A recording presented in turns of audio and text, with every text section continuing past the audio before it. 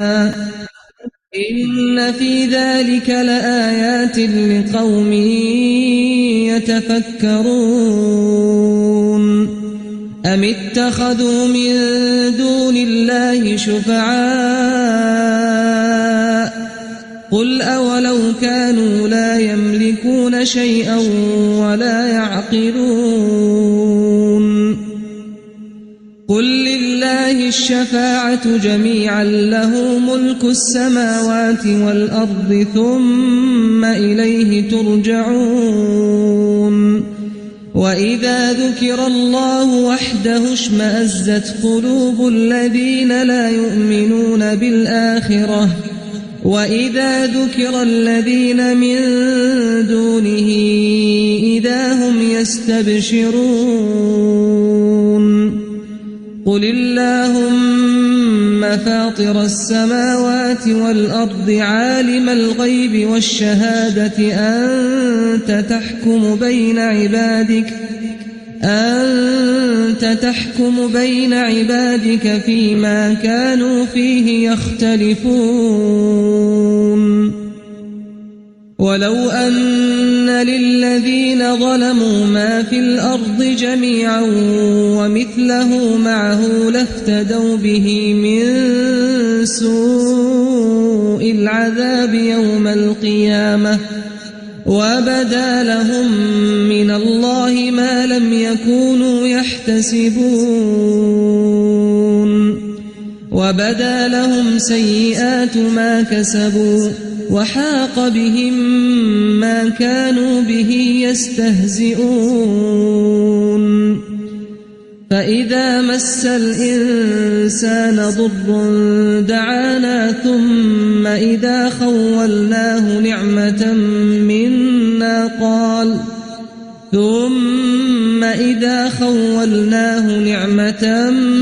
منا قال إنما أوتيته على علم بل هي فتنة ولكن أكثرهم لا يعلمون قد قالها الذين من قبلهم فما أغنى عنهم ما كانوا يكسبون فأصابهم سيئات ما كسبوا والذين ظلموا من هؤلاء سيصيبهم سيئات ما كسبوا وما هم بمعجزين أولم يعلموا أن الله يبسط الرزق لمن يشاء ويقدر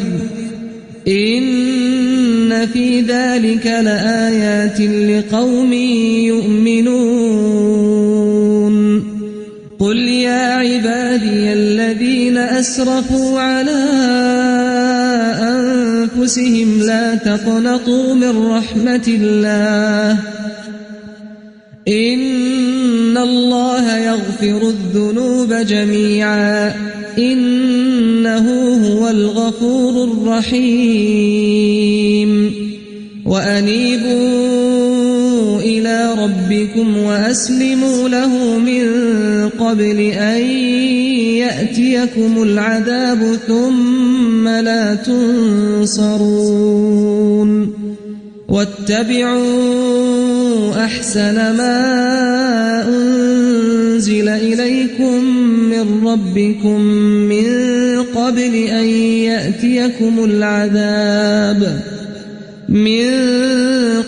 أن يأتيكم العذاب بغتة وأنتم لا تشعرون أن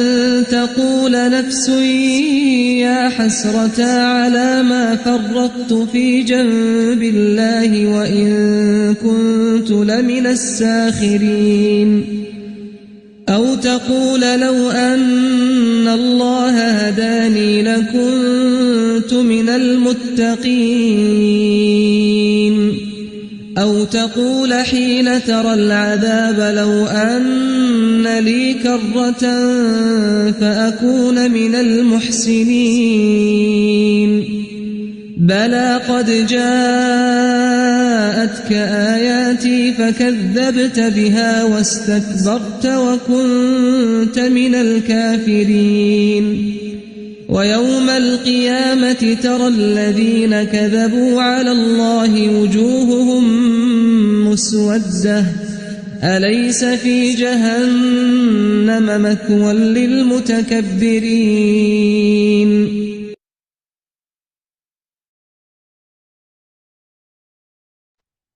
اعوذ باللہ من الشیطان الرجیم بسم اللہ الرحمن الرحیم الحمد للہ رب العالمین الصلاۃ والسلام علی رسولہ الکریم رب اشرح لی صدری ویسر لی امری واحلل عقدۃ من لسانی یفقہوا قولی رب یسر ولا تعسر وتمم بالخیر آمین یا رب العالمین۔ پیاری بہنوں السلام علیکم۔ آج انشاءاللہ ہم اپنا 24ویں جز کا مطالعہ جو ہے وہ شروع کرتے ہیں۔ اب تک ہم نے جو قرآن میں ماشاءاللہ 23 سپاروں کے اہم نکات اور مطالعہ ان کی تفسیر دیکھ چکے ہیں، تو اس میں جس چیز کی کچھ چیزیں ہم اگر کہہ لیجیے اپنے پاس دیکھتے ہیں کہ قرآن میں جہاں پہ اگر ہم اس کتاب کی خوشخبریوں کے اوپر، بشارتوں کے اوپر خوش ہوتے ہیں، تو اس کے ساتھ ساتھ جو ہے ہمیں اس میں جو جہنم کے معاملات بتائے گئے ہیں، روز جزا کی بات بتائی گئی ہے، اس پر بھی اتنا ہی جو ہے وہ یقین ہونا چاہیے۔ پھر کسی بھی چیز سے عدم دلچسپی کسی بھی معاملے میں جو ہے وہ غفلت کا اصل باعث ہوتی ہے۔ قرآن میں ہمیں بار بار کیا بات بتائی گئی ہے کہ جن چیزوں پہ افراد جو ہے وہ عدم دلچسپی رکھتے ہیں، وہ چیز ان کے لیے غفلت کا جو ہے وہ باعث بنتی ہے، اور جس چیز میں دلچسپی نہیں ہوتی وہ پھر مشکل بھی جو لگنے لگتی ہے، اور اس کو کرنا بھی وہ جو ہے نا ایک طرح سے ہمارے لیے ممکن نہیں رہتا۔ تو اصل خسارہ، پھر اب تک ہم نے جس چیز کو دیکھا ہے اس میں کیا چیز ہمیں پتہ چلتی ہے کہ اصل خسارہ قرآن کس چیز کو بتاتا ہے کہ قیامت کے دن جو شخص اپنے آپ کو اور اپنی اولاد کو اس گھاٹے سے نہیں بچا سکا جس چیز کا بار بار جو ہے وہ یہاں پہ تذکرہ کیا گیا ہے، اور اس کے بعد اصل کامیابی کس چیز کو قرآن بتاتا ہے، جس نے اپنی زندگی جو ہے وہ اپنے آپ کو طاغوت سے بچا کر گزار دی، یہی جو ہے وہ اصل کامیابی ہمیں قرآن بتاتے ہیں۔ ہم آیت نمبر ابھی سورہ زمر ہم نے اپنی کل 23ویں سپارے میں شروع کی تھی، اور آج ہم انشاءاللہ اپنی جو ہے وہ سورہ زمر کی آیت نمبر 32 سے اپنی آج کی کلاس کا جو ہے وہ شروع کرتے ہیں۔ اس کا میں ترجمہ آپ کے سامنے رکھتی ہوں۔ پھر اس شخص سے بڑا ظالم اور کون ہوگا جس نے اللہ پر جھوٹ باندھا، اور جب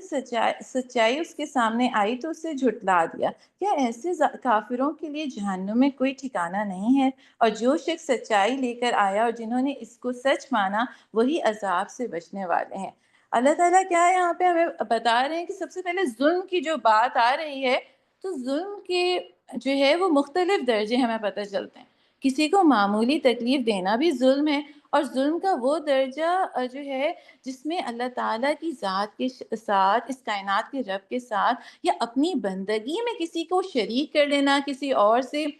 امیدیں وابستہ کر لینا، کسی اور کے در کا سوالی بن جانا، یہ ظلم کا بہت بڑا جو ہے نا وہ درجہ بتایا گیا ہے۔ اس کے علاوہ ظلم میں کیا چیز آتی ہے کہ اللہ کے قانون کے مقابلے میں ہم کسی دوسرے قانون، اللہ کی کتاب کے مقابلے میں کسی دوسری تعلیمات، اور جو ہے اللہ کے رسول صلی اللہ علیہ وسلم کو آخری رسول نہ ماننا، یہ ظلم کی سب سے بدترین شکل ہے جو ہمیں پتہ چلتی ہے۔ پھر آگے آیت نمبر 36 اگر ہم دیکھتے ہیں، اس میں کیا بات آ رہی ہے کہ اے نبی صلی اللہ علیہ وسلم، کیا اللہ اپنے بندے کے لیے کافی نہیں ہے؟ یہ لوگ اس کے سوا دوسروں سے تم کو ڈراتے ہیں، حالانکہ اللہ جسے گمراہی میں ڈال دے اسے کوئی راستہ دکھانے والا نہیں ہے۔ یہاں پہ جو اللہ تعالیٰ کیا ہمیں کس چیز کی طرف اشارہ کر رہے ہیں کہ کیا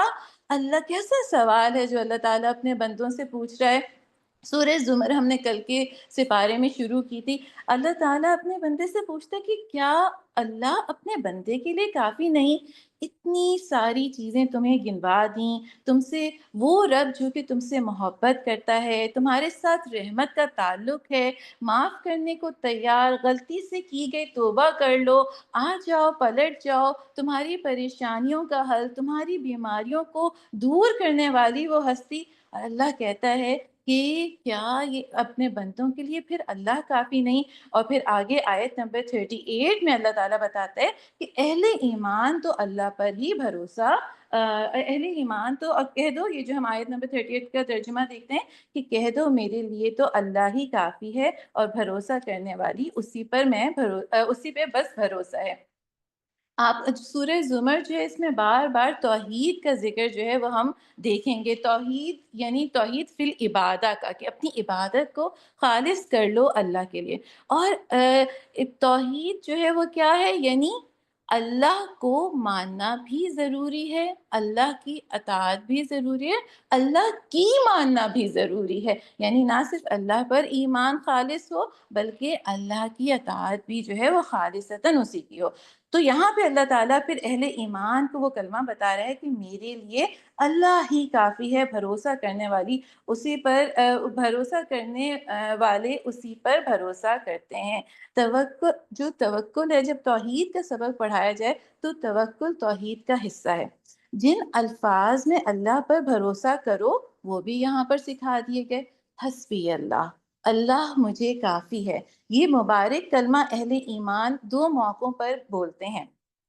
نفع حاصل کرنے کے موقع پر بھی کہ جب کسی چیز سے نفع کی امید ہو، اور نقصان سے بچنے کے موقع پر بھی۔ دونوں ہی صورتوں پر اللہ پر توکل۔ اور پھر ہم حضرت ابراہیم علیہ السلام کا کیا معاملہ دیکھتے ہیں کہ جس وقت ان کو آگ میں پھینکا جا رہا تو کیا آپ اس وقت آپ کے الفاظ کیا تھے؟ حسبی اللہ۔ اور پھر ہمیں ابن عباس رضی اللہ عنہ سے حدیث وہ روایت کرتے ہیں، آپ صلی اللہ علیہ وسلم نے فرمایا جو شخص چاہتا ہو کہ سب انسانوں سے زیادہ طاقتور ہو جائے اسے چاہیے اللہ پر توکل کرے، اور جو شخص چاہتا ہے کہ سب سے زیادہ غنی ہو جائے اسے چاہیے کہ جو کچھ اللہ کے پاس ہے اس پر زیادہ بھروسہ رکھے بنسبت اس کے جو کہ اس کے ہاتھ میں ہے۔ اللہ تعالیٰ کیا، حضور صلی اللہ علیہ وسلم نے ہمیں کیا بتایا کہ اگر تم چاہتے ہو کہ غنی ہو جاؤ تو تم اپنے پاس جو مال یا تمہارے ہاتھ میں جو چیز ہے اس سے زیادہ توکل تمہارا کس پر ہونا چاہیے؟ اس پر جو کہ اللہ کے پاس ہے۔ اور پھر اس کے بعد آگے کیا بات ہے؟ اور جو شخص چاہتا ہو کہ سب سے زیادہ عزت والا ہو جائے۔ تو پیاری بہنوں، آج ہم سب کس چیز کو چاہتے ہیں؟ عزت کس کو جو ہے وہ نہیں چاہیے؟ تو اللہ تعالیٰ کہتے ہیں کہ جو شخص چاہتا ہو کہ سب سے زیادہ عزت والا ہو جائے اسے چاہیے اللہ عز و جل سے ڈرے۔ یعنی کیا بات ہے؟ تقوی اختیار کرے۔ بات بار بار آگے تقوی ہی کی پھر آ رہی ہے۔ آگے آیت نمبر 42 کا ترجمہ ہم دیکھتے ہیں، وہ اللہ ہی ہے جو موت کے وقت روحیں قبض کرتا ہے اور جو ابھی نہیں مرا اس کی روح نیند میں قبض کر لیتا ہے، پھر جس پر وہ موت کا فیصلہ نافذ کرتا ہے اسے روک لیتا ہے اور دوسروں کی روحیں ایک وقت مقرر کے لیے واپس بھیج دیتا ہے۔ اس میں بڑی نشانیاں ہیں ان لوگوں کے لیے جو کہ غور و فکر کرنے والے ہیں۔ یہاں پہ اللہ تعالیٰ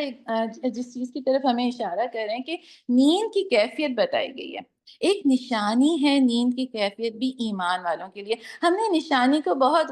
پہلے بھی بہت مرتبہ سمجھا ہے۔ نشانی کیا؟ ہر وہ چیز جس پہ ہم غور کریں اور جو مجھے اللہ سے تعلق مضبوط کرنے کی طرف، اللہ کی طرف رجوع کرنے کی طرف مائل کرے، وہی ہر چیز جو ہے وہ اللہ کی نشانیوں میں ہے۔ ہم رات کو جب سوتے ہیں ایک طرح سے موت کو ایکسپیرینس کرتے ہیں۔ میں اگر کوئی خواب دیکھ رہی ہوں تو میرے ساتھ بھی اگر بستر پہ کوئی فرد لیٹا ہو تو اس کو نہیں علم ہوگا کہ میں اس وقت کس کیفیت سے گزر رہی ہوں۔ اور پھر اس کے بعد جب میں نیند کی حالت میں ہوتی ہوں تو میں بالکل اپنے ارد گرد سے بے خبر ہوتی ہوں، کون میرے گھر آ رہا ہے، کون جا رہا ہے، بچے کیا کر رہے ہیں، مجھے اس چیز کا کوئی علم نہیں۔ تو اللہ تعالیٰ یہ کہتا ہے کہ نیند کی کیفیت بھی ایمان والوں کے لیے ایک بڑی نشانی ہے۔ اور پھر اس میں ایک چیز اور کس طرف اشارہ، کس چیز کی یاد دہانی، کہ کوئی شخص بھی یہ ضمانت نہیں رکھتا کہ رات کو جب وہ سوئے گا تو صبح لازماً زندہ اٹھے گا۔ کسی کو بھی نہیں. ہمیں کتنے لوگوں کا پتہ چلتا ہے کہ وہ رات کو سوئے اور اسی میں اپنے خالق حقیقی کی طرف پلٹ گئے, اللہ کی طرف روانہ ہو گئے. تو کوئی شخص اس ضمانت نہیں رکھتا کہ جب وہ سوئے گا تو صبح لازماً ہی اٹھے گا. کسی کو بھی نہیں معلوم کہ ایک گھڑی بھر بھی وہ اس پر کیا آفت آ سکتی ہے, اور دوسرا لمحہ اس پر زندگی کا لمحہ ہوتا ہے یا پھر موت کا لمحہ. آگے ہم آیت نمبر 45 کی طرف بڑھتے ہیں, جہاں پہ اللہ تعالیٰ کیا ہمیں بتا رہے ہیں کہ جب اکیلے اللہ کا ذکر کیا جاتا ہے تو آخرت پر ایمان نہ رکھنے والوں کے دل کڑھنے لگتے ہیں. یہاں پہ کیسے لوگوں کا ذکر آیا؟ ابھی اہل ایمان کا ذکر آیا کہ جو کہ سونے اٹھنے جاگنے دن اور رات کے آنے جانے میں بھی اللہ کی طرف رجوع کرنے والے ہیں, ان کے پاس نشانیاں ہیں اللہ کی ہے. اور پھر آگے اللہ تعالیٰ کہتا ہے کہ کچھ لوگ ایسے بھی ہیں جو کہ آخرت پر ایمان نہیں رکھتے, اور ان کا کیا معاملہ ہوتا ہے کہ جب اکیلے اللہ کا ذکر آتا ہے, اکیلے یعنی توحید کا ہم نے کیا بات رکھی کہ سورہ زمر میں جو ہے بار بار توحید کی بات, توحید فی العبادہ کی بات ہمیں ملتی ہے کہ جب اکیلے اللہ کا ذکر کیا جاتا ہے تو آخرت پر ایمان نہ رکھنے والوں کے دل کڑھنے لگتے ہیں, اور جب اس کے سوا دوسروں کا ذکر ہوتا ہے تو یکایک وہ خوشی سے کھل اٹھتے ہیں. یہاں پہ کیا بات آ رہی ہے کہ صرف اسلام کی بات آ رہی ہو, صرف قرآن کی بات آ رہی ہو, صرف اللہ کی آیات کا ذکر آ رہا ہو تو انسان دل میں تنگی سی محسوس کرے, اللہ کے ذکر میں اس کا دل نہ لگے, اور جیسے ہی کوئی دوسرا موضوع دوسری بات شروع ہو تو پھر کیا ہوتا ہے اس شخص کا معاملہ, جیسے ہی کوئی دنیاوی بات, دنیاوی مشغلہ یا کوئی بھی دوسری بات شروع ہوتی ہے تو پھر آگے سے آگے بڑھ کر پلاننگز, اس کی تیاریاں, اس میں مشورے بڑھ کے دینا. تو یہاں پہ اللہ تعالیٰ ہمیں بتا رہے ہیں کہ اس رویے پر جو ہے وہ بہت فکر مند ہونے کی ضرورت ہے. اور پھر اس کے بعد ہم اگر دیکھتے ہیں کہ وہ ملک جو کہ کلمے کی بنیاد پر بنا, وہاں پہ لا الہ کی جس کی بنیاد ہی لا الہ الا اللہ تھی, وہاں بہت سے لوگ عبادات بہت ہے کہ نماز روزہ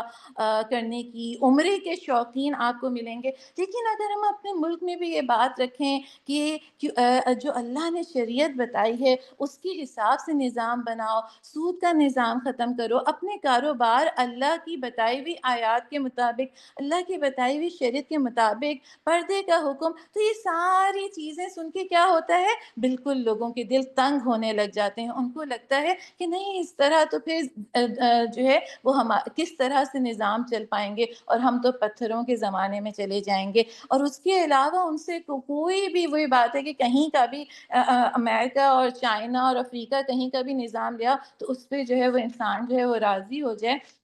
تو یہ سارے رویے جو ہے نا یہ اس چیز کی طرف نشاندہی کرتے ہیں کہ اللہ تعالیٰ کہتے ہیں کہ آخرت پر ایمان نہیں رکھتے. پھر اس کے بعد آگے کیا بات آ رہی ہے کہ آیت نمبر اگر 48 کی طرف آپ دیکھیں, یہی انسان جب ذرا سی مصیبت اسے چھو جاتی ہے تو پھر وہ ہمیں پکارنے لگتا ہے. اللہ تعالیٰ کہتے ہیں کہ تمام لوگ جو کہ اللہ کی بڑی بڑی نشانیاں دیکھنے کے باوجود بھی غافل ہیں, لیکن وہی شخص جس کو اللہ کی مرضی سے زندگی نہیں گزارنی, لیکن جب مشکل اس کے اوپر آتی ہے تو پھر وہ کس کو پکارتا ہے؟ صرف اللہ کو, کیونکہ اس کو پتا ہوتا ہے کہ اس مشکل سے نکالنے والی ذات جو ہے وہ صرف اور صرف اللہ کی ہے. پھر آگے آیت نمبر 53 کی طرف ہم بڑھتے ہیں.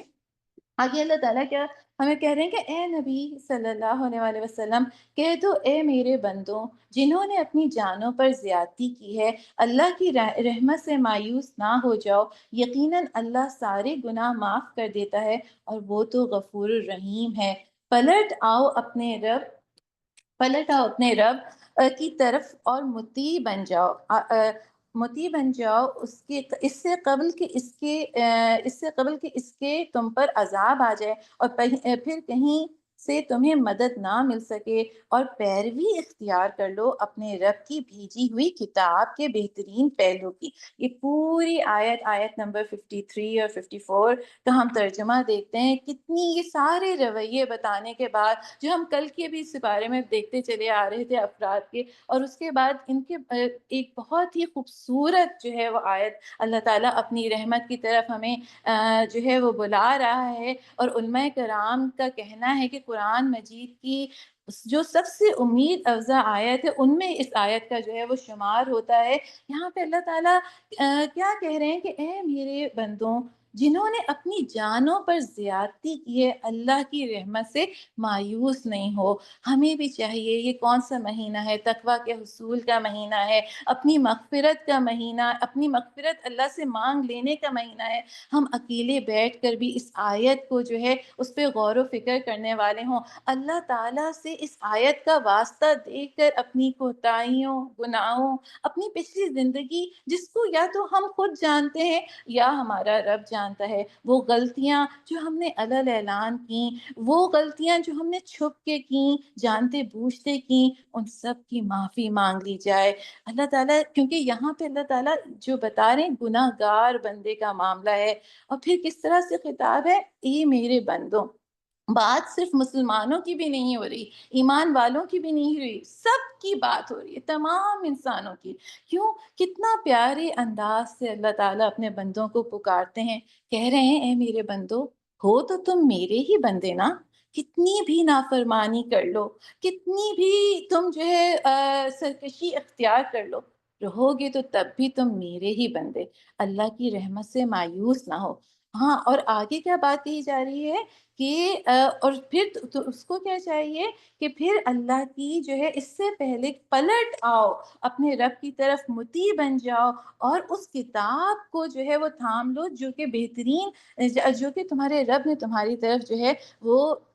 بھیجی ہے۔ ہم 2 منٹ رک کے اپنی زندگیوں کا پہ جو ہے نا کہیں کہ کیا ہیں ہماری زندگیاں، ہمارے معاملات، ہماری اخلاق، ہماری نمازیں، ہمارے اعمال، یہ جو گٹھری اٹھائے ہوئے ہیں ہم، اس میں کس معیار کی چیزیں جو ہیں وہ ہم نے بری ہوئی ہیں۔ اللہ تعالیٰ کہتا ہے کہ مطیع بن جاؤ، فرما بردار بن جاؤ، پلٹ آؤ، ابھی اسی لمحے اللہ کی کتاب کو تھام لو۔ کچھ معلوم نہیں کہ زندگی کتنی گزر چکی ہے اور آگے کی زندگی کتنی باقی ہے۔ اس کے بعد آگے جو ہے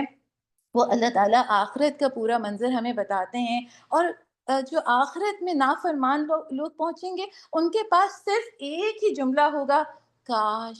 کاش اور کاش۔ کیا آیات ہمیں ملتی ہیں کہ کاش اللہ نے مجھے ہدایت بخشی ہوتی تو میں بھی متقیوں میں سے ہوتا، یا عذاب دیکھ کر کہے گا کاش مجھے ایک موقع اور مل جائے اور میں بھی نیک عمل کرنے والوں میں شامل ہو جاؤں۔ آخرت میں صرف کاش باقی رہ جانے والی ہے، اور آخرت کی حسرتوں سے جو ہے اپنے آپ کو بچانے کی تیاری ہمیں اس دنیا میں ہی کرنی ہے۔ اللہ تعالیٰ یہ کہتا ہے کہ دیکھو تم جو پروٹیکٹڈ جگہ سے نکل کر بھاگ گئے ہو، خطروں کے راستے پر تم پہنچ گئے ہو، پلٹ آؤ، اپنے رب کی طرف پلٹ آؤ۔ ابھی بھی توبہ کا جو ہے وہ دروازہ کھلا ہوا ہے، ابھی بھی تم دارالعمل میں موجود ہو، ابھی بھی تمہاری توبہ سنی جا سکتی ہے، اور یہ جو ہے اپنے رب کی طرف پلٹ جاؤ اس سے پہلے کہ تم پہنچو اور تم کہو کہ کاش کہ مجھے ایک موقع جو ہے وہ اور مل جائے۔ آگے آیت نمبر 67 میں اللہ تعالیٰ ایک اور بہت ہی خوبصورت آیت کی طرف، یہ سورہ زمر جو ہے پوری اللہ تعالیٰ کی، اگر اس میں ہم صرف اور صرف ہم ابھی تک جتنی ہم نے سپارے پڑھے، اس میں ہم نے قرآن میں کئی چیزیں دیکھی، کئی رنگ دیکھے، اللہ تعالیٰ نے احکامات بتائے، پردے کے احکامات بتائے، غزوات کے معاملات بتائے، جو اس وقت کے دلوں کے حالت تھی ان کا نقشہ کھینچا۔ لیکن یہ آگے سورہ زمر، سورہ مومن، سورہ حامیم سجدہ، اب یہ آگے جتنی صورتیں ہم پڑھتے چلے جائیں گے، یہاں پہ صرف توحید، ایک ہی تعلق اللہ تعالیٰ ہمیں ان صورتوں میں دکھاتا ہے، اللہ کا اپنے بندے کے ساتھ تعلق، اور اس کے پھر کئی رنگ ہیں، اللہ کی رحمت کے، اللہ کی معاف کر دینے کے، اللہ کی توبہ کے، انسان کی اپنے بندے کی اپنے رب سے محبت کے۔ اور پھر یہ یہاں پہ بھی اللہ تعالیٰ آیت نمبر 67 میں کیا ہمیں بتا رہے ہیں،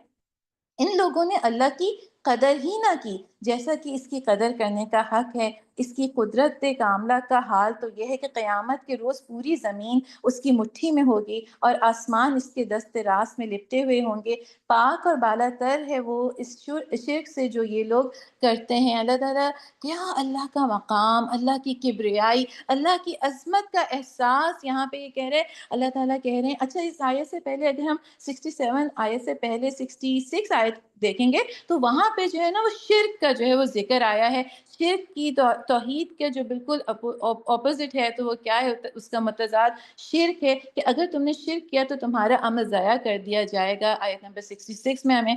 یہ بات بتائی جا رہی ہے۔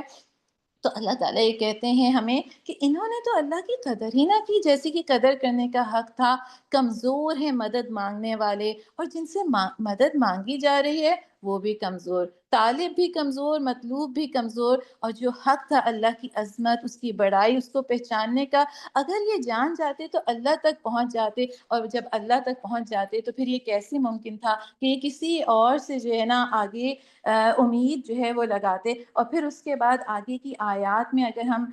دیکھتے ہیں آیت نمبر 68، 69، 70 میں، تو آگے مسلسل قیامت کا منظر بتایا جا رہا ہے کہ زمین اپنے رب کے نور سے چمک اٹھے گی، کتاب اعمال لا کر رکھ دی جائے گی، انبیاء اور تمام گواہ حاضر کر دیے جائیں گے، اور پھر پورا پورا بدلہ دیا جائے گا جو کچھ تم کما کر لے کے آئے ہو۔ اس کے علاوہ اس میں سور پھونکے جانے کی بات آئی ہے، سورہ زمر میں 2 مرتبہ سور پھونکے جانے کا ذکر ہے، اور ان کے علاوہ سورہ نمل میں ان دونوں سے پہلے ایک اور سور واقع ہونے کا بھی ذکر آیا ہے، جو کہ پھر ہمیں احادیث سے بھی ملتا ہے، اور وہ کیا ذکر ہے کہ جسے سن کر زمین و آسمان کی ساری مخلوق دہشت زدہ ہو جائے گی۔ اور احادیث میں بھی جو ہمیں ملتا ہے وہ جو 3 سور ہیں ان میں سب سے پہلا سور کون سا ہے جس میں گھبرا دینے والا، اور پھر دوسرا مار گرانے والا، اور جو تیسرا سور ہوگا وہ ہوگا جس کے پھونکتے ہی تمام انسان جی اٹھیں گے اور اپنے رب کے حضور جو ہے وہ پیش ہو جائیں گے۔ آگے آیت نمبر 73 اور 74 کا ترجمہ ہے، اور جو لوگ اپنے رب کی نافرمانی سے پرہیز کرتے تھے انہیں گروہ در گروہ جنت کی طرف لے جایا جائے گا، یہاں تک کہ جب وہ وہاں پہنچیں گے اور اس کے دروازے پہلے ہی سے کھولے جا چکے ہوں گے، تو اس کے منتظمین ان سے کیا کہیں گے؟ سلام علیکم طبتم فادخلوها خالدین، کیا کہیں گے؟ سلام ہو تم پر، بہت اچھے رہے، داخل ہو جاؤ اس میں ہمیشہ کے لیے۔ اور وہ کہیں گے شکر ہے اس خدا کا جس نے ہمارے ساتھ اپنا وعدہ سچا کر دکھایا اور ہم کو زمین کا وارث بنا دیا، اب ہم جنت میں جہاں چاہیں اپنی جگہ بنا سکتے ہیں۔ جنتی لوگوں کے داخلے کا منظر ہے۔ اس سے پہلے کی آیات میں جہنم کا منظر بتایا گیا تھا کہ کس طرح کھینچ کے گروہوں سے گروہ در گروہ جو ہے وہ ہانکے جائیں گے، ان کو یہاں پہ سلامتی کے ساتھ داخلے کا ذکر ہے۔ اس سے پہلے کی آیات میں جو ہے کہ ان کو بالکل جس طرح جانوروں کو گھسیٹ کے لے کے جایا جا رہا ہوتا ہے اس طرح سے جہنم میں لے کے جایا جائے گا۔ اور جنتیوں کا کیا معاملہ ہے کہ استقبال کرنے والے فرشتے سلام کہہ کر ان کا استقبال کریں گے، طب تم بہت اچھے رہے کہہ کر انہیں مبارکباد دیں گے، جس پر جنتی لوگ کیا کہیں گے؟ الحمدللہ کہہ کر اللہ کا شکر ادا کریں گے۔ اور سورہ یونس میں بھی ہمیں پتہ چلتا ہے نا کہ اہل جنت کی ہر سانس کے ساتھ اللہ تعالیٰ کی تسبیح سبحان اللہ الحمدللہ کریں گے، سلامتی کے الفاظ کے ساتھ گفتگو کریں گے۔ اہل جنت کے چہرے روشن ہوں گے، ان کی آنکھیں سرمگی ہوں گی یعنی کلرڈ آئیز ہوں گی۔ تو پیاری بہنوں، یہ جو ہماری چھوٹی سی زندگی 50، 60، 70، 80، 100 سال، اس سے زیادہ کی زندگی تو آج کسی کے پاس نہیں نا، تو یہ اور اس میں سے بھی کتنی گزر چکی کچھ معلوم نہیں، آگے کتنی باقی ہے کچھ معلوم نہیں۔ اور یہ زندگی تو اللہ یہ دیکھیے کہ کیا آخرت کا جو ہے وہ بتایا جا رہا ہے، مقام بتایا جا رہا ہے جنتی کا، کہ فرشتے سلامتی بھیجیں گے اور کہیں گے بہت اچھے رہے، اور وہ کیا کہیں گے؟ شکر ہے اس رب کا، الحمدللہ۔ اور پھر ہمیں کیا سورہ جو ہے اس میں سورہ ہجر میں ہمیں پتہ چلتا ہے کہ جہنم کے جو ہے وہ 7 دروازے ہیں اور جنت کے جو ہیں وہ 8 دروازے ہیں، اور جنت کے ہر دروازے کی جو چوڑائی ہے وہ تقریباً ہمیں احادیث سے پتہ چلتا ہے کہ جیسے 40 سال کی مسافت ایک گھڑ سوار اگر طے کرتا رہے تو ان کی جنت کے ہر دروازے کی چوڑائی جو ہے وہ اتنی ہے۔ اب کتنے افسوس کی، کتنے غم کی اور کتنے خسارے کی بات ہے کہ جو اتنی لمبی چوڑی جنت ہے، جس کے اتنے بڑے دروازے ہیں، اور ان میں بھی ہم اپنی جگہ نہ بنا سکیں، جبکہ کھلی کتاب روشن بینات ہمارے پاس اللہ جو ہے وہ پہنچا چکے ہیں، ہم تک پہنچ چکی ہے۔ آگے سورہ مومن کا ہم شروع کرتے ہیں۔ سورہ مومن جو ہے اس کا دوسرا نام سورہ غافر بھی ہے۔ ابن عباس رضی اللہ عنہ سے اور حضرت جابر بن زید کا بیان ہے کہ یہ سورہ جو ہے سورہ یعنی سورہ مومن جو ہے وہ سورہ زمر کے بالکل ساتھ متصل جو ہے وہ نازل ہوئی، یعنی اس کا جو مقام قرآن مجید کے موجودہ ترتیب میں ہے وہی ترتیب نزول کے اعتبار سے بھی ہے۔ پھر اس کے علاوہ ہمیں حضور صلی اللہ علیہ وسلم جو صبح اور شام کے اذکار پڑھتے تھے، تو جو اس کی پہلی 3 آیات ہیں سورہ مومن کی، وہ ان اذکار میں جو ہے وہ پڑھا کرتے تھے۔ اور پھر جس طرح سورہ زمر میں ہم نے کیا بات کی کہ جو ہے توحید فی العبادہ کی، کہ خالص عبادت اللہ کے لیے، تو سورہ مومن میں ہم دیکھیں گے توحید فی الدعا، یعنی ایک اللہ کو پکارنا، صرف ایک اللہ ہی سے مدد۔ تو یہ دونوں ایک طرح سے پیئر یا جوڑا بھی ہیں۔ اور پھر یہاں پہ جو ایک دوسری بات ہمیں ملتی ہے کہ سبیل الرشاد یعنی ہدایت کے رستے کا جو ہے نا وہ 2 دفعہ سورہ مومن میں ذکر آیا ہے۔ اور یہ جو سبیل الرشاد یعنی ہدایت کا رستہ ہے، یہ سوائے سورہ مومن کے اور قرآن میں کہیں نہیں اس کا جو ہے وہ ذکر آیا۔ پھر اس سورہ میں جو ہے جس سے اس کا نام مومن بھی ہے، کہ یہ ایک شخص کا تذکرہ جو ہے قرآن اس سورہ میں ہمیں ملتا ہے، جو کہ موسیٰ علیہ السلام کے زمانے کا تھا، اور اس کا نام بھی نہیں بتایا گیا، لیکن اس کا پورا ذکر ہم اس میں پڑھیں گے، جو کہ پہلے تو اپنے ایمان کو چھپاتا رہا، لیکن اور حکمت کے ساتھ اپنی بات پیش کرتا رہا، اور غیر محسوس طریقے سے فرعون کے جو دربار ہے اس میں موسیٰ علیہ السلام کو جو ہے وہ سپورٹ کرتا رہا۔ یعنی وہ ایک حکمت سے بھرا یہ اس کی انٹیلیجنٹ آدمی تھا، ایک حکمت اس میں تھی، کیونکہ ایک ضدی اور ظالم حکمران جیسا فرعون تھا، اس کو ایسا مشورہ دینا کہ وہ اپنے ظلم سے رک جائے، یہ جو ہے وہ بہت حکمت کی جو ہے بات ہے۔ ہم اس پورے واقعے کو پڑھتے ہیں، آیت نمبر 1 سے 3 جو ہے وہ اس میں قرآن کی جو ہے وہ صفات کا پورا یہ بتایا جا رہا ہے کہ یہ قرآن جو کتاب نازل کی گئی ہے، وہ رب کیسا ہے جس کی طرف سے یہ کتاب نازل کی گئی۔ اللہ تعالیٰ کہتے ہیں کہ جو زبردست ہے، سب کچھ جاننے والا ہے، گناہ معاف کرنے والا، توبہ کو قبول کرنے والا، اور اس کے بعد کیا، سخت سزا دینے والا، بڑا صاحب فضل، کوئی معبود اس کے سوا نہیں، اور اسی کی طرف سب کو پلٹنا ہے۔ اللہ تعالیٰ نے کیا کہا، یہ کتاب جو نازل کی گئی ہے، وہ رب نہ صرف یہ کہ بہت زبردست ہے، لیکن اس کی پکڑ بھی بہت زبردست ہے، سب کچھ جاننے والا ہے، ہر چیز پر اس کا علم محیط ہے، صاحب فضل ہے، تم جو کچھ مانگو گے وہ اس کے پاس سے ملے گا، معاف کرنے والا ہے، پلٹ آؤ، توبہ کو بھی قبول کرنے والا ہے، لیکن ساتھ ہی جو ہے وہ سزا دینے والا ہے۔ اب تم جو کچھ بھی کرو گے، پلٹنا تم کو اسی کی طرف ہے۔ یہ ہے وہ حقیقت، ہر چیز، یعنی یہ کہ کہیں پہ بھی تم چلے جاؤ، بہرحال تم اپنے رب کی طرف واپس پلٹ جاؤ گے۔ آگے آیت نمبر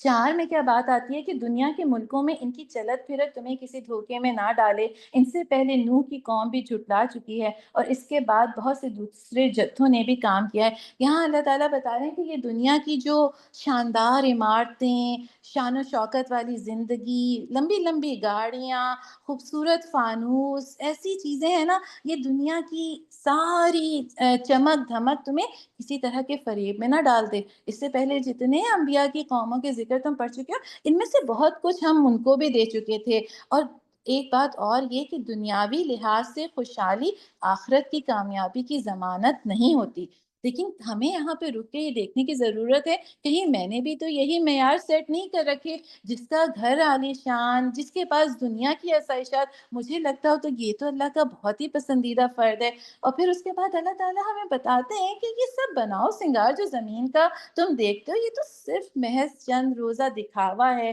چند روزہ دکھاوا۔ اس کے بعد تو اللہ تعالیٰ نے اس کو سب چیزوں کو ایک چٹیل میدان بنانے والے ہیں، اور یہ دنیا جگہ ہی امتحان کی، یہ تو جگہ ہے ہی نہیں، دارالجزا ہے ہی نہیں، دارالجزا، جزا کی جگہ، اپنی اجرت لینے کی جگہ، جو محنت آپ کر کے گئے وہ تو جگہ ہی آخرت ہوگی۔ اور یہاں پہ تو جس کو جو کچھ ملا ہے، یہ مختلف امتحان کے پرچے ہیں جو ہر ایک کے ہاتھ میں ایک مختلف ہیں۔ ایک طرف اللہ جو ہے انسان کی خواہشات ہیں، رونقیں ہیں، محفلیں اور فریب ہیں۔ اہل علم کہتے ہیں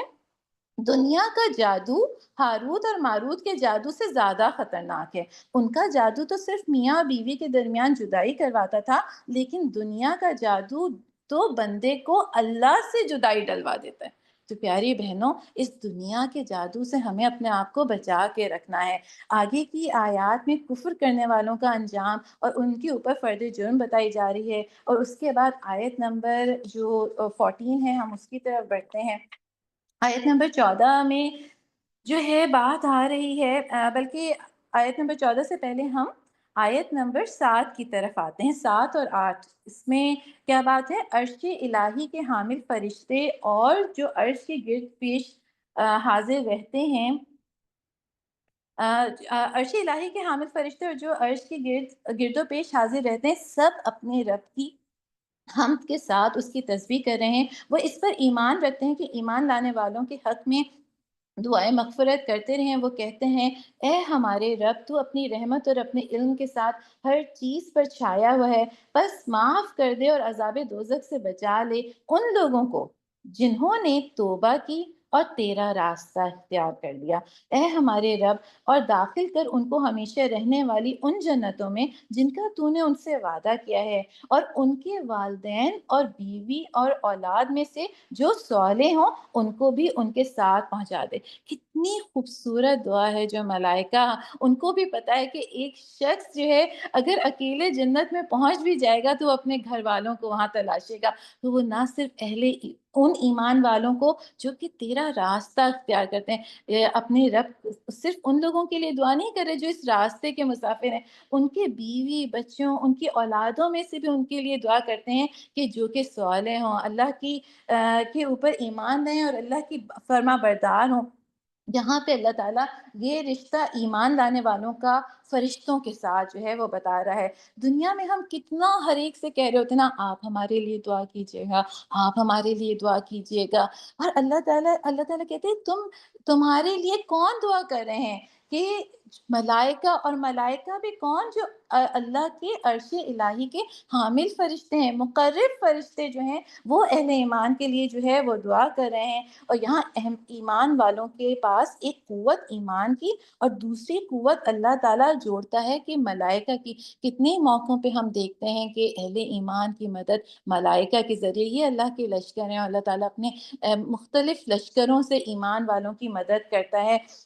اور نہ صرف یہ کہ ان کے لیے دعا، بلکہ جو ہے وہ ان کے گھر والوں کے لیے بھی جو ہے وہ یہ دعا کر رہے ہیں۔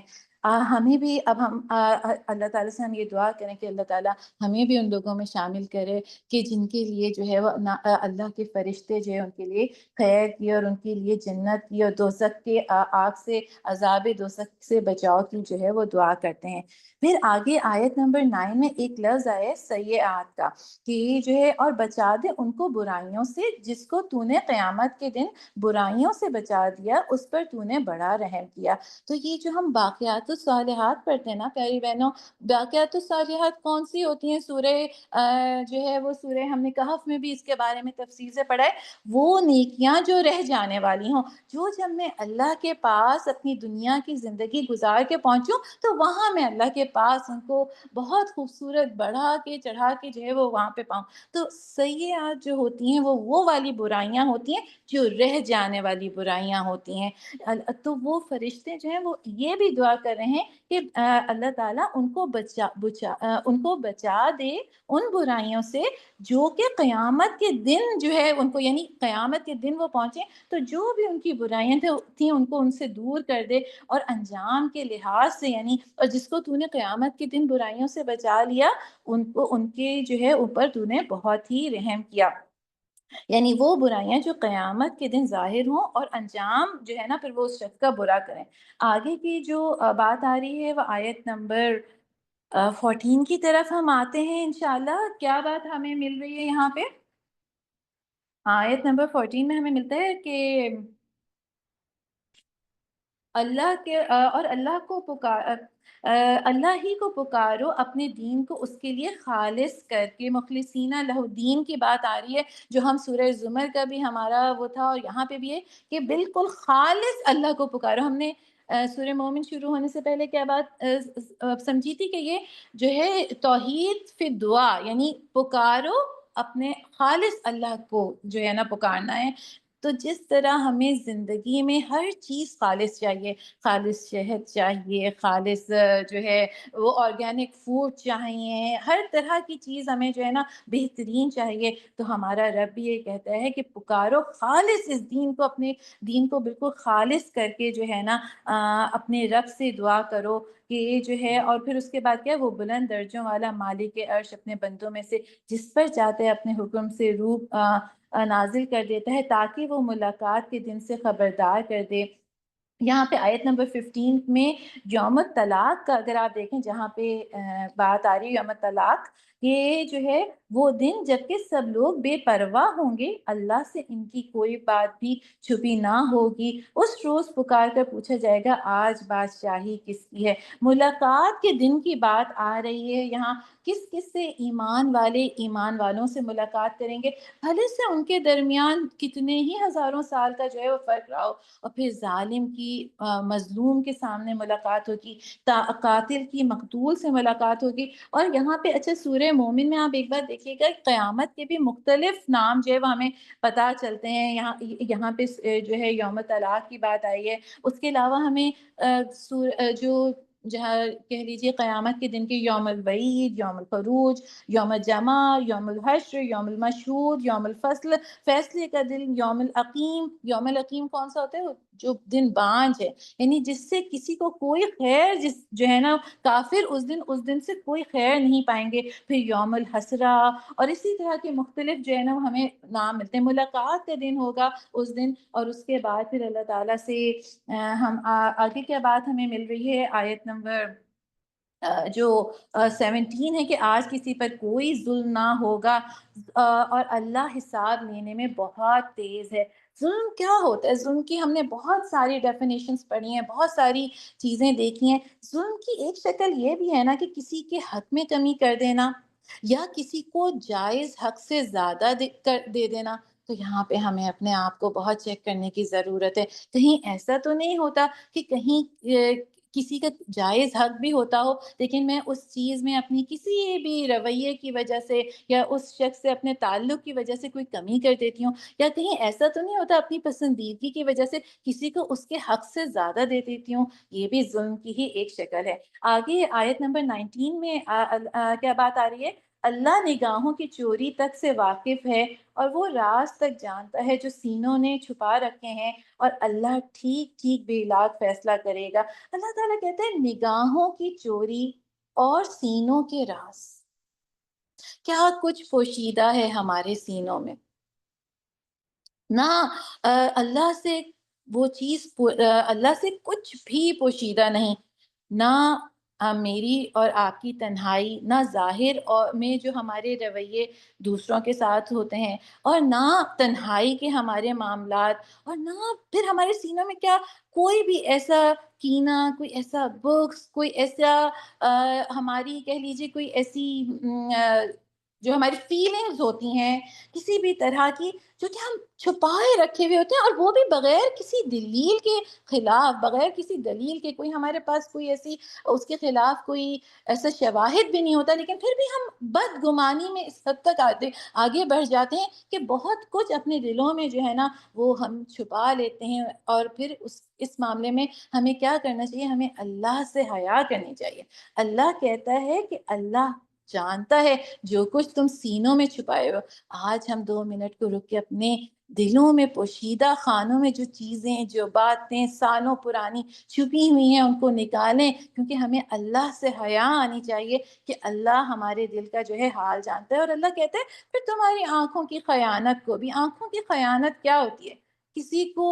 دیکھنے کا میرا انداز، میری نظر میں اس شخص کے لیے محبت ہے، ہمدردی ہے، یا حقارت ہے، یا تکبر ہے، یا طنز ہے، تو اللہ کہتا ہے کہ تمہاری نگاہوں کی جو یہ چوری ہے نا، اس کو بھی اللہ بخوبی واقف ہے، اس سے بھی اللہ بخوبی واقف ہے۔ پھر اس کے بعد جو ہے وہ موسیٰ علیہ السلام اور فرعون کا قصہ اور اس مومن کا قصہ آ جاتا ہے۔ وہ آیت نمبر 26 کی طرف آئیے کہ ایک روز فرعون نے اپنے درباریوں سے کہا، 26 اور آگے ہم آگے تھوڑی سی آیتیں پڑھ لیتے ہیں اور پھر اس قصے کو دیکھتے ہیں کہ اس روز فرعون نے اپنے درباریوں سے کہا، چھوڑو مجھے، میں اس موسیٰ کو قتل کیے دیتا ہوں، اور پکار دیکھے یہ اپنے رب کو، مجھے اندیشہ ہے کہ یہ تمہارا دین بدل ڈالے گا یا ملک میں فساد برپا کر دے گا۔ موسیٰ نے کہا، میں تو ہر اس متکبر کے مقابلے میں جو یوم الحساب، دیکھیں ایک اور یوم الحساب قیامت کے دن کا نام آ گیا۔ یہاں پہ ہم بہت سی آیات نہیں پڑھ پائیں گے سورہ مومن کی، آپ لوگ خود ان کا ترجمہ دیکھے گا، اس میں قیامت کے دن کے بہت مختلف نام اس سورہ میں آپ کو ملیں گے۔ یوم الحساب پر ایمان نہیں رکھتا اور اپنے رب اور تمہارے رب کی پناہ لے لی۔ اس موقع پر آل فرعون، یہ آل فرعون میں سے تھا یہ فرد، ایک مومن شخص جو اپنا ایمان چھپائے ہوئے تھا بول اٹھا، کیا تم ایک شخص کو صرف اس بنا پر قتل کر دو گے کہ وہ کہتا ہے کہ میرا رب اللہ ہے؟ حالانکہ اچھا پیارے، ایک چیز اور توجہ کی بات ہے کہ انبیاء کے علاوہ بہت کم لوگ ہیں قرآن میں جن کا ذکر آیا ہے۔ ہم نے ایک حکیم لقمان کا ذکر پڑھا، وہ بھی نبی نہیں تھے۔ اللہ کے خاص کچھ بندے ہیں جن کے ذکر اللہ نے اپنی اس کتاب میں قیامت تک کے لیے کیے ہیں۔ اور پھر آگے آیت میں کیا بات آ رہی ہے؟ اور وہ تمہارے رب کی طرف سے تمہارے پاس بینات لے کر آیا، اگر وہ جھوٹا ہے تو اس کا جھوٹ خود اسی پر پلٹ پڑے گا، لیکن اگر وہ سچا ہے تو جن ہولناک نتائج کا وہ تم کو خوف دلاتا ہے، ان میں سے کچھ تو تم پر ضرور ہی آ جائیں گی۔ پھر آگے آیت نمبر 31 میں کیا بات آ رہی ہے؟ وہ شخص جو ایمان لایا تھا اس نے کہا، اے میری قوم کے لوگوں، مجھے خوف ہے کہ کہیں تم پر بھی وہ دن نہ آ جائے جو اس سے پہلے بہت سے جتھوں پر آ چکا ہے، جیسا کہ دن قوم نوح، عاد اور سمود اور ان کے بعد والی قوموں پر آیا۔ اور اس دن کے نام یہاں پہ ہمیں آیت نمبر 32 میں کیا ملتا ہے؟ یوم التناد کا ملتا ہے، یعنی پکار کا یا چیخ و پکار اور ندا کا جو دن ہوگا وہ۔ تو یہاں پہ اس پورے واقعے کو ہم دیکھ لیتے ہیں، یہ کون شخص تھا، اس کا کیا معاملہ تھا۔ یہاں پہ ایک مومن شخص کی بات آ رہی ہے کہ ہم نے سورہ یاسین میں بھی جو ہے وہ ایک شخص کی مومن کی جو ہے وہ مثال ہم نے پڑھی، اور یہاں پہ بھی اس کا کوئی نام کچھ نہیں بتایا، صرف یہ کہ وہ آل فرعون میں سے تھا۔ لیکن اس نے کیا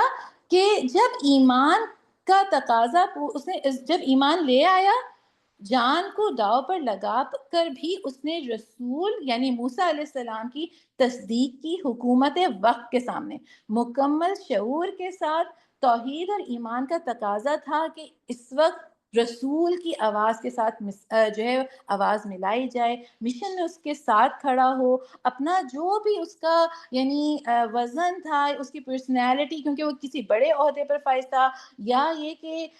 جو ہے جو بھی اس کا ایک فرعون کے دربار میں ظاہر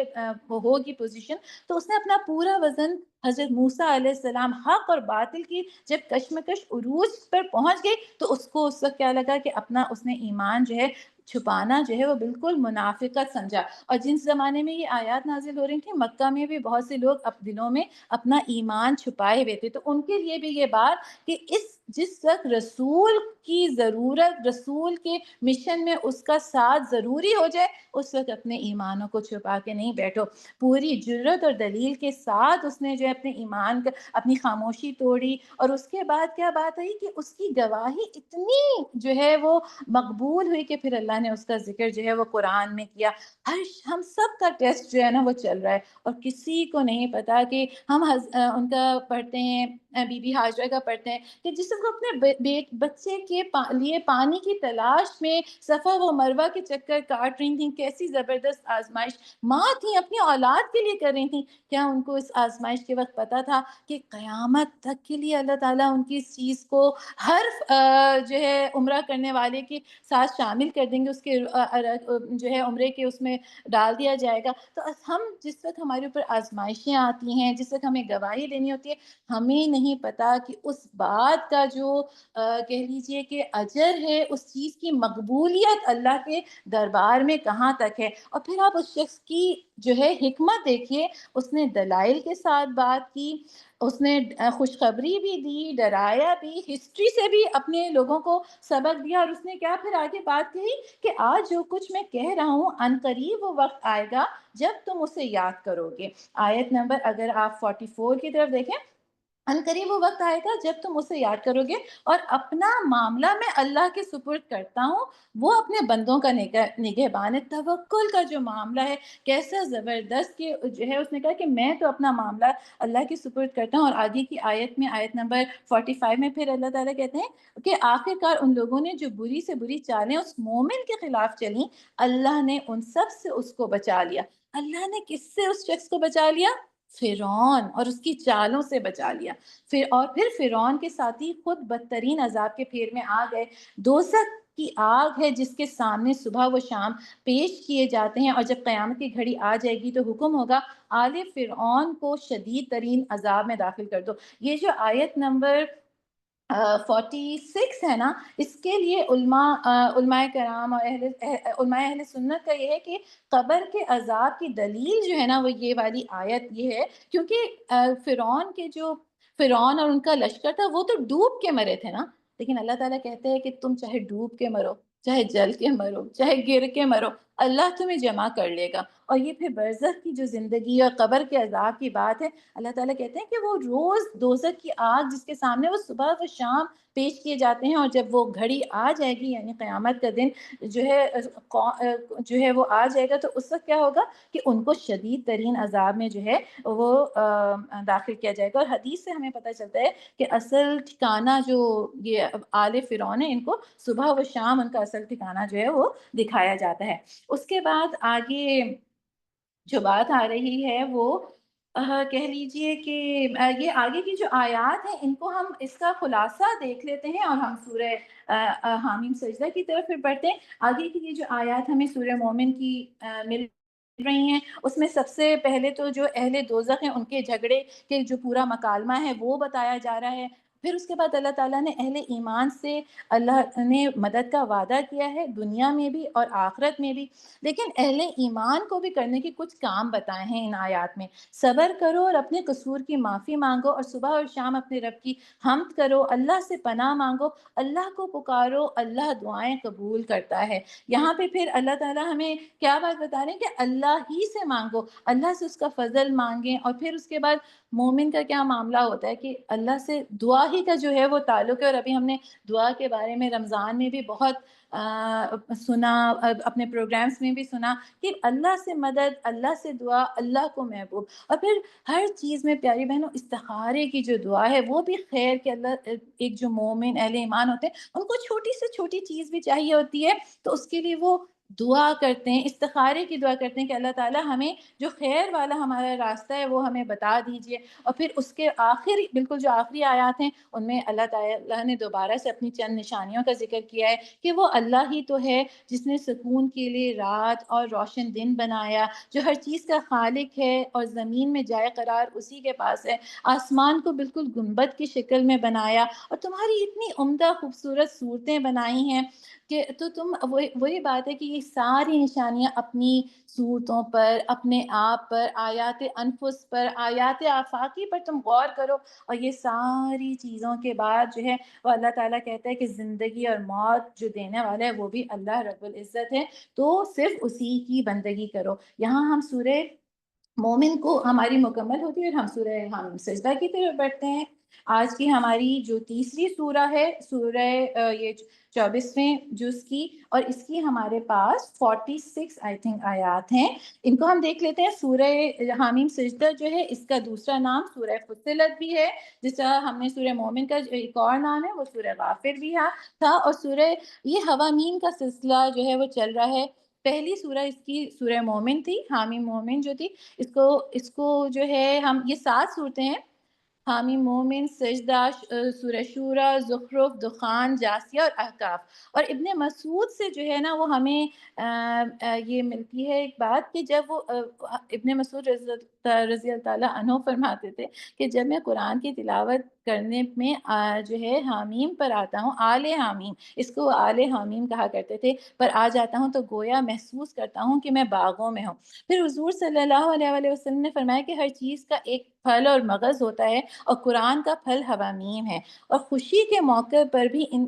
صورتوں کی جو ہے وہ تلاوت کی جاتی ہے۔ اس کو دیباج القرآن بھی کہا گیا ہے، یعنی سلک کلوتھ، جو ریشمی کپڑا ہے وہ ہے۔ اور پھر سورہ یہ ہے حامیم سجدہ، جس کو ہم سورہ فصلت کے نام سے بھی جانتے ہیں، اس میں اللہ تعالیٰ نے اپنے دشمنوں اور دوستوں کا موازنہ کیا ہے، یعنی اعداد اللہ اور اولیاء اللہ کی بات ہوئی ہے کہ، اور پھر اس کے بعد کیا کہ اللہ نے انسان پہ جو اس کی نشانیاں ان کی طرف بھی جو ہے وہ پورا وہ رکھا ہے۔ اچھا، اب اس میں ہم سب سے پہلے آیت نمبر 1 سے 4 جو ہے وہ جو بتائی گئی ہے اس میں کیا ہے کہ یہ خدائے رحمان و رحیم کی طرف سے نازل کردہ چیز ہے، ایک ایسی کتاب جس کی آیات خوب کھول کر بیان کی گئی ہیں۔ ساتھ یہاں پہ جو ہے نا پورا تعارف قرآن بتایا گیا ہے، آیت نمبر 1 سے لے کے، اور اس کی آیت نمبر اگر آپ 3 دیکھیں گے تو کتاب فصلت کی بات آئی ہے۔ فصلت کس کو کہتے ہیں؟ کسی چیز کو کھول کھول کر خوب الگ الگ کر کے، جدا جدا کر کے بیان کر دیتی ہے، بالکل صاف صاف بتا دیتی ہے یہ جو کتاب ہے، اسی لیے اس کو کتاب فصلت جو ہے وہ کہا گیا ہے۔ پھر اس کے بعد جو ہے یہاں پہ کیا بتایا گیا کہ یہ جو کتاب اللہ نے تم پر نازل کی ہے، یہ اللہ تعالیٰ کہتا ہے یہ کس لیے آئی تھی؟ کیا یہ اس لیے آئی تھی کہ یہ میرے گھر میں میرے بک شیلف کی سب سے اونچے جو ریک ہے اس میں اس کا نسخہ رکھا رہے، اور جس کو میں بہت عقیدت کے ساتھ آنکھوں سے لگاؤں، دل سے لگاؤں، چوموں، اور رمضان کے رمضان نکالوں، یا مہینوں کے مہینے، یا ہفتے کے مہینے، ہفتوں میں کبھی ایک آدھ دفعہ کسی جگہ کلاس میں جاتے وقت۔ لیکن یہ تو اللہ تعالیٰ نے ایک مومن اہل ایمان کو زندگی گزارنے کا پورا مینول دیا ہے نا، تو اس کو کہاں ہونا چاہیے؟ میری زندگی میں سب سے آگے یہ کتاب تو میرے بالکل سائڈ ٹیبل پر میرے ساتھ ہونی چاہیے۔ زندگی گزارنے میں اللہ تعالیٰ کیا کہتا ہے کہ اس سے فائدہ تو وہی لوگ اٹھا سکیں گے نا جو کہ علم والے ہیں، جو اس کو پڑھنے والے ہیں۔ پھر اس کے بعد آگے کیا بات آ رہی ہے؟ آیت نمبر اگر ہم جو ہے وہ آیت نمبر 10 کی طرف بڑھتے ہیں کہ اے نبی ان سے کہو کیا تم اس خدا سے کفر کرتے ہو اور دوسروں کو اس کا ہمسر ٹھہراتے ہو جس نے زمین کو 2 دنوں میں بنایا۔ یہ آیت نمبر 9، 10، 11 اور 12، یہ جو 4 آیتیں ہیں نا، اس میں پوری زمین اور آسمان کی جو تخلیق ہے اس کا اللہ تعالیٰ نے، یہ متشابہات میں ظاہر ہے، ہمیں نہیں پتا یہ 2 دن جو اللہ نے یہاں ذکر کیا ہے ان کی کیا جو ہے یہ کتنے، یعنی ان کا کیا معاملہ ہے، لیکن یہ آیات میں اللہ تعالیٰ نے پورا ہمیں بتایا کہ کس طرح سے اللہ تعالیٰ نے اس نے زمین کو وجود میں لانے کے بعد اوپر سے اس پر اے نبی ان سے کہو تم اس خدا سے کفر کرتے ہو اور دوسروں کو اس کا ہمسر ٹھہراتے ہو جس نے زمین کو 2 دنوں میں بنایا، وہی تو سارے جہان والوں کا رب ہے۔ اس نے زمین کو وجود میں لانے کے بعد اوپر سے اس پر پہاڑ جما دیے، اس میں برکتیں رکھ دیں، اس کے اندر سب مانگنے والوں کے لیے ہر ایک کے لیے طلب و حاجت کے مطابق ٹھیک ٹھیک اندازے سے خوراک ہے۔ یعنی یہ پورا جو دنیا کا کارخانہ قدرت سجایا گیا ہے، 2 دن میں اللہ تعالیٰ کہتے ہیں کہ ہم نے یہ زمین کو بنایا، اور پھر اس کے بعد آگے آیت میں کیا بات آتی ہے کہ یہ سب کام 4 دن میں جو ہے وہ ہو گئے۔ پھر وہ آسمان کی طرف متوجہ ہوا جو اس وقت محض دھواں تھا، یہاں دخان کی جو ہے وہ بات آئی ہے، بالکل وہی جو ہم ایک پڑھتے ہیں کاسمک جو اسموک کی طرح یا گیسز کی شکل میں۔ اس نے آسمان اور زمین سے کہا وجود میں آ جاؤ، خواہ تم چاہو یا نہ چاہو، اور دونوں نے کہا ہم آ گئے فرما برداروں کی طرح۔ اللہ نے زمین اور آسمان کو حکم دیا کہ تم جو ہے وجود میں آ جاؤ، خواہ تم چاہو یا نہ چاہو، اور انہوں نے کیا کہا؟ ہم آ گئے فرما برداروں کی طرح۔ روزانہ بار بار اللہ کی آیات، اللہ کی مسجد میں اذانیں، تراویح میں ہم قرآن پڑھتے ہیں، بار بار اللہ کی پکار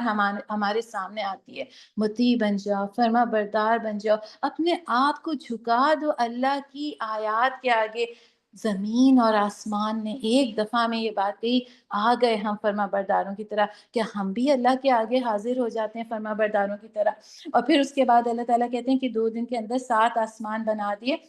اور ہر آسمان میں اس کا قانون وہی جو ہے وہ سب کر دی، یعنی ٹوٹل یہ پورے 6 دن بتائے گئے ہیں۔ پھر ہم اس کے بعد جو ہے آیت نمبر 19 اور 20 میں دیکھتے ہیں کہ اور ذرا اس وقت کا خیال کرو جب اللہ کے یہ دشمن دوزخ کی طرف جانے کے لیے گھیر لائے جائیں گے، ان کے اگلوں کو پچھلوں کے آنے سے روک رکھا جائے گا۔ پھر جب سب وہاں پہنچ جائیں گے تو ان کے کان اور ان کی آنکھیں اور ان کے جسم، ان کی کھالیں ان پر گواہی دیں گے کہ وہ دنیا میں کیا کچھ کرتے رہے تھے۔ کون گواہی دینے والا ہوگا اس وقت؟ ہماری اپنی ہی کھالیں، کان اور آنکھیں۔ اللہ تعالیٰ کہہ رہے ہیں کہ جب ان مجرموں کو لایا جائے گا تو ان کے جسم، ان کی کھالیں جو ہیں وہ وہاں پہ گواہی دینے والی ہوں گی، اور جو ہے ان کو قوت گویائی جو ہے وہ عطا کر دی جائے گی۔ آخر دنیا میں یہ ہمارے جسم کے حصے ہی ہیں نا، آخر اللہ تعالیٰ نے دنیا میں ہماری زبان کو بھی تو یہ جو ہے وہ صلاحیت دی ہے کہ ہم مختلف زبانیں کس طرح سے ہم جو ہے بات کر رہے ہوتے ہیں، وہاں پہ اس دن زبانیں بند کر دی جائیں گی، اور پھر ان کے کان گواہی دیں گے جو کچھ وہ سنتے رہے ہیں دنیا میں، کیا کچھ ہم سنتے رہے، ہر چیز ہمارے کانوں میں جاتی رہی ہے، اور پھر اس کے بعد ان کی آنکھیں گواہی دیں گی جو کچھ وہ دیکھتے رہے۔ پیاری بہنوں، آج یہ ہماری آنکھیں کیا کچھ نہیں دیکھ رہی، امت مسلمہ کا، ہمارے مسلمان بہن بھائیوں کا حال یہ گواہی دیں گی کہ اللہ تعالیٰ ان آنکھوں نے دیکھا تھا لیکن انہوں نے کچھ نہ کیا، اور پھر اس کے بعد ان کی کھالیں جو ہیں وہ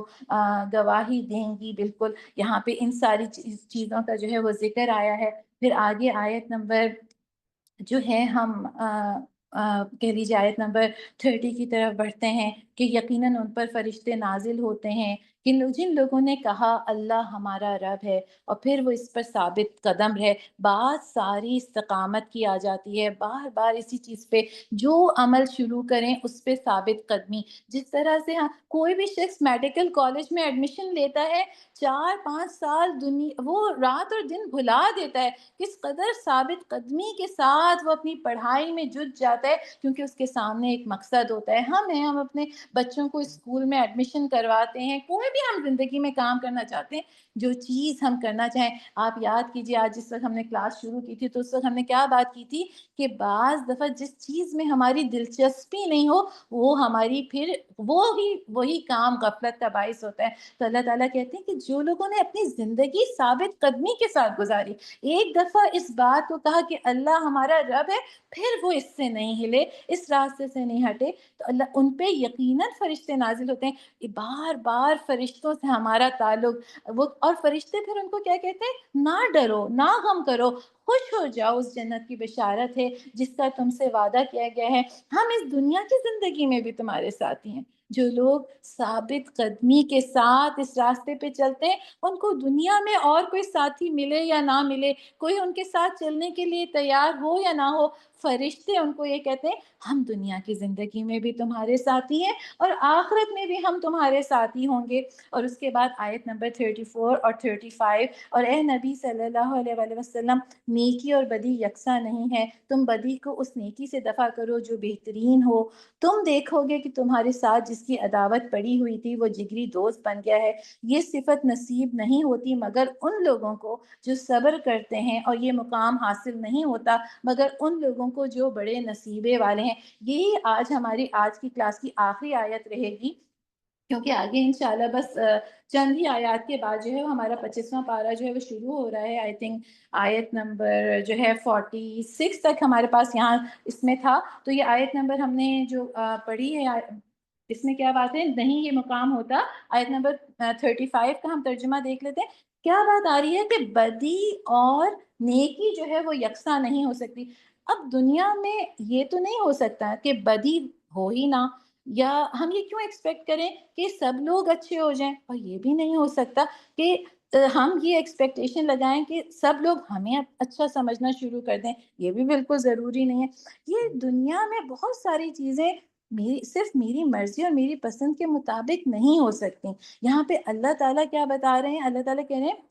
اور پھر اگر ہر چیز میرے اپنی پسند کے مطابق ہی ہو جائے، افراد کا معاملات جو دیگر معاملات ہیں، تو پھر میری تو کوئی آزمائش ہی نہیں نا، سب کچھ اچھا چلتا رہے گا. اللہ تعالیٰ اب دیکھنا یہ کہ کون کس راستے کا جو ہے وہ کون کس راستے کی طرف چلتا ہے. اللہ تعالیٰ ہمیں یہاں یہ بتا رہے ہیں کہ بہترین چیز کیا ہے، بہترین طریقہ یہ ہے کہ بدی یعنی دنیا میں بدی بھی ہوگی اور نیکی بھی ہوگی، کہ نیکی اور بدی یکساں نہیں ہے. تم بدی کو نیکی سے جو ہے وہ دور کرو، بہترین یہی ہے. کیوں؟ کیونکہ جو برائی کا معاملہ ہے نا، برائی کا معاملہ یہ ہے کہ برائی ایک جگہ جو ہے وہ رکتی نہیں ہے. یعنی ہوتا کیا ہے کہ وہ برائی کوئی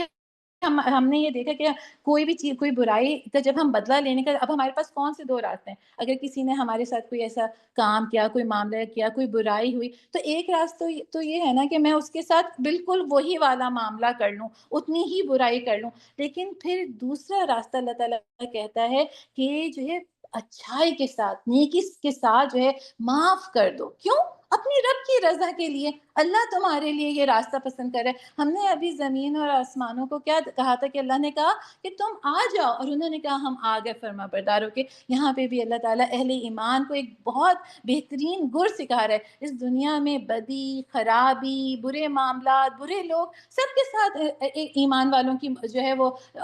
ٹکراؤ ہوتا رہے گا. لیکن اللہ تعالیٰ کہتا ہے کہ برائی کو نیکی کے ساتھ جو ہے وہ بدلو، لیکن کیا اس کے لیے ایک بہت بڑا ظرف چاہیے ہوگا، بہت بڑا دل چاہیے ہوگا، سب کچھ سن کر بھولنے کا حوصلہ چاہیے ہوگا، اور پھر دل کو بالکل جو ہے وہ صاف کر لو۔ کیوں؟ کیونکہ اللہ تعالیٰ کو ایسے ہی لوگ پسند ہیں جو کہ برائی کو آگے بڑھنے نہیں دیتے، وہیں پہ روک دیتے ہیں، وہیں پہ فل سٹاپ لگا دیتے ہیں، کیونکہ ایک برائی جو ہے وہ پھر کئی برائیوں کے راستے کھولتی ہے۔ پھر ہم چار لوگوں میں بیٹھ کے اس برائی کا اس شخص کے ساتھ ذکر کرتے ہیں، یا پھر ہم اس برائی کو اپنے دل میں بالکل چھپا کے رکھ لیتے ہیں، اور پھر کبھی بھی جب ہمیں موقع ملتا ہے اس شخص کے اوپر مزید بڑھ چڑھ کے طنز کے ساتھ ہم اس کی برائی کو واپس کرتے ہیں۔ تو یہ جو برائی ہے اگر ہم اس کو اسی وقت نہ روک دیں تو یہ کئی برائیوں کے دروازے کھولتی ہے۔ تو اللہ تعالیٰ کہتا ہے کہ پسندیدہ ہے یہ معاملہ کہ تم اس برائی کو وہیں روک دو، وہیں فل سٹاپ لگا دو۔ اور کیوں؟ کیونکہ ایسے لوگوں، لیکن ایسی یہ اس لیے کیونکہ ایسے لوگوں کے لیے اللہ تعالیٰ نے کہا ہے کہ بہت نصیب والے ہیں ایسے لوگ، اور یہ مقام حاصل نہیں ہوتا مگر ان لوگوں کو جو کہ صبر کرنے والے ہیں اور بہت خوش قسمت ہیں۔ یہاں پہ ہم آج اپنی کلاس کو مکمل کرتے ہیں، اور جانے سے پہلے، کلاس مکمل سے پہلے ایک دفعہ ایک بات، ایک عمل کے حوالے سے ہم ایک سوال ایک اپنے درمیان سوچتے ہیں۔ پیاری بہنوں، ایک جو چیز ہم آج ضرور اپنی گھر میں سوچنے والے ہوں کہ اللہ تعالیٰ نے مجھے جو ہے اللہ تعالیٰ نے دنیا میں مجھے بھیجنے کے لیے اسی وقت کو جو ہے وہ کیوں چنا ہے؟ یعنی میری پیدائش جو ہے وہ حضرت نوح علیہ السلام کے زمانے میں بھی ہو سکتی تھی، حضرت موسیٰ علیہ السلام کے زمانے میں بھی ہو سکتی تھی، اور قوم عاد اور سمود کے وقت جو لوگ ہیں ان میں بھی۔ آخر اللہ تعالیٰ نے یہ خاص وقت، یہ خاص زمانہ، امت محمد صلی اللہ علیہ وآلہ وسلم، اس میں ہی میری پیدائش کی۔ اللہ تعالیٰ مجھ سے کیا کام لینا چاہتے ہیں؟ میرے پاس ایسی کون سی صلاحیت ہے؟ اللہ تعالیٰ نے مجھے وہ کون سا شعور دے کے بھیجا ہے جو آج اس وقت مجھے پیدا کر کے اللہ تعالیٰ مجھ سے وہ کام لینا چاہتے ہیں؟ پیاری بہنوں، یہ بات ضرور سوچیں کہ اللہ نے خاص ہمیں اس وقت میں، اس زمانے میں، اس دور میں اگر دنیا میں بھیجا ہے تو میں اللہ کے دین کے لیے اس وقت کیا کام کر سکتی ہوں۔ اسی پہ ہم اپنی بات کو ختم کرتے ہیں۔ اللہ تعالیٰ ہمیں عمل کی توفیق دے، آمین ثم آمین۔ اور جو کچھ ہم نے پڑھا، اللہ تعالیٰ اس کی خیر سے ہمیں جو ہے وہ بہترین فائدہ اٹھانے والا بنائے۔ وآخر دعوانا ان الحمد للہ رب العالمین۔ السلام علیکم ورحمۃ اللہ وبرکاتہ۔